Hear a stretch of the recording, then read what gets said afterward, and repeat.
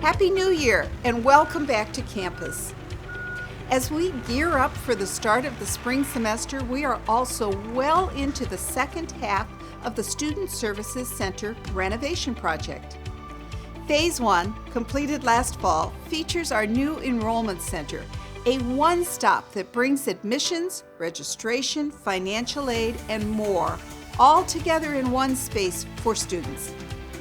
The friendly and knowledgeable representatives make it easy to get you to the help you need in a centralized location. Additional revamped spaces for many of the college's student services include counseling, student life, career services, veteran services, and the intercultural hub.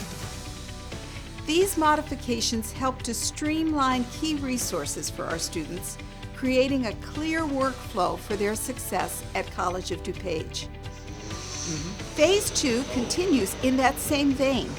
We are relocating our Access and Accommodations Department by placing it front and center for our students and guests. In addition, a new Student Life Lounge is being created along with the renovation of our advising area. And finally, we are excited for the upgrade to the atrium space for general student use and large events.